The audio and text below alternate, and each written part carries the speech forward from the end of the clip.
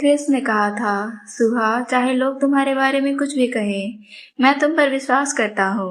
और आज वह क्रिस हमारे बीच नहीं रहा। गांव वाले इकट्ठा है, सबकी जुबान पर एक ही नाम है, सुहा। हर कोई कह रहा है वह सिर्फ 12 साल का था। कोई कह रहा है उसकी गर्दन पर यह निशान तो देखो, यह काटने का निशान है। और सबसे हैरान कर देने वाली बात, लाश में एक भी बूंद खून का नहीं बचा है। तभी किसी ने चीख लगाई, वैम्पायर, यह वैम्पायर का काम है। गांव वाले हैरान हैं, कह रहे हैं हमारे गांव में ऐसा कभी नहीं हुआ। और फिर वह सवाल जो सबकी जुबान पर है, क्या क्या सुहा ने ऐसा किया है? और वह लड़की सुहा वही पास में एक पेड़ के पीछे खड़ी थी, सब कुछ सुन रही थी। वह सुन रही थी कि कैसे लोग कह रहे हैं जब से यह लड़की हमारे गांव में आई है मुसीबतें आने लगी हैं। अभी कुछ दिन पहले ही तो क्रिस के घर में आग लगी थी, और अब यह हादसा। शायद शायद उस लड़की के बारे में जो अफवाहें हैं वो सच हैं। और तभी सुहा की आंखों के सामने वह पल घूम गया जब क्रिस उसे मिलने आया था। क्रिस ने कहा, लोग कहते हैं तुम वैम्पायर हो। सुहा चौंकती है, क्या कहते हैं? क्रिस मुस्कुराते हुए कहता है, तो क्या सच में तुम वैम्पायर हो? सुहा ने कुछ नहीं कहा, बस मुंह फेर कर वहीं बैठी रही। लेकिन क्रिस, वह मुस्कुरा रहा था। उसने अपना हाथ बढ़ाया और कहा, मैं क्रिस हूँ। मैंने तुम्हें कभी दिन की रोशनी में नहीं देखा। तुम्हारा नाम क्या है? सुहा गुस्से में थी, उसने बस अनसुना कर दिया। क्रिस ने मजाकिया अंदाज में कहा, क्या तुम्हारा नाम है? सुहा ने गुस्से में जवाब दिया, नहीं, मेरा नाम सुहा है।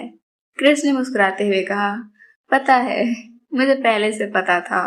तुम तो इस गांव में मशहूर हो। लोग कहते हैं तुम एक वैम्पायर हो जो यहाँ आई हो। सुहा चिल्लाती है, मैं वैम्पायर नहीं हूँ। क्रिस शांति से कहता है, सच में? लेकिन सब कहते हैं ना, तुम दिन में नहीं निकलती, रात में अकेली घूमती हो और कबूतर खाती हो। सुहा जोर से चिल्लाते हुए कहती है, बिल्कुल नहीं, खासकर आखिरी बात तो बिल्कुल भी नहीं। कृष्ण ने हल्के से हंसते हुए कहा, हाँ, मुझे भी ऐसा ही लगा। सुहा बहुत उदास थी, उसकी आंखों में आंसू थे। उसने क्रिस से पूछा, मेरे बारे में इतनी अजीब अफवाहें क्यों हैं? क्रिस ने कहा, तुम दिन में क्यों नहीं निकलती? सबको बता दो, ये सच नहीं है। सुहा ने सिर हिलाया, मैं चाहे कितनी बार भी कह दूं, कोई विश्वास नहीं करता। और तभी सुहा को अपने पेरेंट्स की बात याद आती है। वो उसे कह रहे होते हैं, सुहा, तुम वो शक्ति कभी इस्तेमाल मत करना, किसी को मत दिखाना, लोग तुम्हें गलत समझेंगे। ध्यान रखना तुम्हें कोई अजीब न समझे। सुहा के मन की आवाज कहती है, मुझे ये शक्ति मिली ही क्यों? कहीं कहीं सच में मैं वैम्पायर तो नहीं हूँ? और डरी हुई आवाज में वह कहती है, मुझे डर है कहीं ये अफवाहें सच न निकले। क्रिस ने कहा, मुझे नहीं लगता तुम वैम्पायर हो। देखो, मैं भी तो डिसेबल्ड हूँ। सुहा हैरान हुई। क्रिस ने आगे कहा, जब तुम्हें लगता है कि तुम दूसरों से अलग हो तो डर लगता है। लोग हमेशा उनके बारे में बातें करते हैं जो अलग होते हैं। उसने मुस्कुराते हुए कहा, मैंने सुना था कि मेरे माता पिता को मुझे जन्म देने का पछतावा है। मैं डर गया था, लेकिन अब नहीं। मुझे पता है वो मुझसे प्यार करते हैं, इसलिए मैं बेवजह की बातों पर ध्यान नहीं देता। और फिर उसने हाथ बढ़ाया और कहा, चलो दोस्त बनते हैं। सुहा ने भी हाथ बढ़ाया और कहा, पहली बार किसी ने उससे दोस्ती की थी। वे दोनों नदी के किनारे बैठे पेड़ के नीचे सूरज को ढलते हुए देख रहे थे, हंसी मजाक कर रहे थे। तभी सुहा ने कहा, क्या मैं तुम्हें एक राज की बात बताऊं? क्रिस हैरान हुआ। सुहा ने अपनी शक्ति दिखाई, यह अजीब है ना? कृष्ण ने बहुत खुश होते हुए कहा, बिल्कुल नहीं, यह तो बहुत खास है। सुहा ने पूछा, सच में? तुम्हें डर नहीं लगता मैं वैम्पायर हूँ? क्रिस हंसा, बिल्कुल भी नहीं, मैं तो तुम्हें जानता हूँ। सुहा ने कहा, फिर भी मुझे डर है कहीं मैं सच में वैम्पायर ना हूँ। तब कृष्ण ने मजाक किया, तो चलो मेरी गर्दन काट कर देख लो। सुहा चिल्लाई, क्या बकवास कर रहे हो? बिल्कुल भी नहीं। कृष्ण ने मुस्कुराते हुए कहा, सुहा, मैं तुम पर विश्वास करता हूँ। लेकिन सुहा के मन में डर था। पर अगर, कृष्ण ने कहा, जिस दिन तुम्हें यकीन हो जाए कि मैं तुम पर विश्वास करता हूँ और तुम खुद पर विश्वास करने लगो, उस दिन मुझसे वादा करो, मेरी गर्दन पर काटोगी। सुहा भावुक होकर कहती है, मुझसे ज्यादा मुझ पर विश्वास करने वाला तुमसे मिलना मेरी जिंदगी की सबसे अच्छी बात है। और कहा, अगले हफ्ते मैं तुम्हारे गांव आऊंगी, तुम्हारे घर।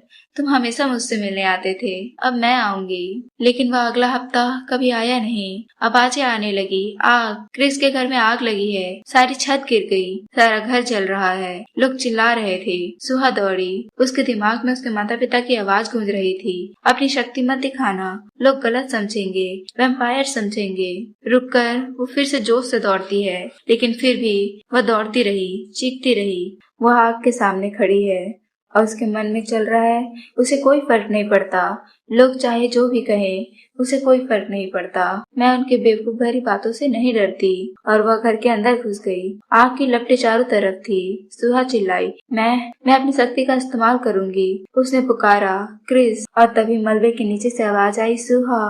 क्रिस ने हैरान होकर पूछा, तुम यहाँ आई? सुहा ने कहा, तुम्हें बचाने। क्रिस की आंखों में खुशी थी। उसने कहा, सुहा, तुम मुझे बचाने आई। चाहे लोग तुम्हारे बारे में कुछ भी कहें, मैं तुम पर विश्वास करता हूँ। इतना प्यारा दिल रखने वाली इंसान कभी वैम्पायर नहीं हो सकती। तभी सुहा छत को उठा लेती है और क्रिस को मलबे से निकालती है। उसके आंसू बह रहे थे। उसने कहा, क्रिस, मैं हमेशा सोचती थी मेरी जिंदगी में सिर्फ दुख है, लेकिन अब पता चला वो हर दुख, वो हर मुश्किल, वो सब तुम जैसे दोस्त का कद्र करना सिखा रहे थे। लेकिन आज वही क्रिस ताबूत में है। So hello, hi, welcome to my channel. आज हम एक्सप्लेन करने वाले हैं हमारी एक नई कहानी, जिसका नाम है ब्लड मून अल्टर। कहानी में एक स्कूल दिखाया जाता है। हमें आवाज आती है, कोई कह रहा होता है, काफी समय बाद कोई नया स्टूडेंट आया है जिसका नाम है सुहा। कोऑर्डिनेटर कहती है, ठीक है सुहा, डिसाइलेंस एकेडमी में आपका स्वागत है। हमारी एकेडमी नाइट स्कूल की तरह चलती है। क्लासेस रात के 9 बजे शुरू होती है। शुरू में थोड़ा अजीब लगेगा, लेकिन बाद में आपको आदत हो जाएगी। सुहा ने कहा, ठीक है। कोऑर्डिनेटर कहती है, नया हॉस्टल में जगह नहीं थी, इसलिए आपको पुराने हॉस्टल में रूम मिलेगा। थोड़ा गंदा हो सकता है। सुहा कहती है, कोई बात नहीं। कोऑर्डिनेटर कहती है, स्कूल के नियम है, सूरज ढलने के बाद कैंपस से बाहर नहीं जा सकते। हाल ही में पास में एक मर्डर हुआ है, वैम्पायर का काम है, लेकिन आप निश्चिंत रहें, हमारे स्कूल में वैम्पायर नहीं घुस सकते। एंट्रेंस एग्जाम बहुत सख्त है। रास्ते में एक लड़का मिला, वहाँ दोनों की नजरें मिली। लड़के ने कहा, ओह, बस साइड हो गया। सुहा कुछ न बोली, बस देखती रही। और वो लड़का भी पलट कर देख रहा था।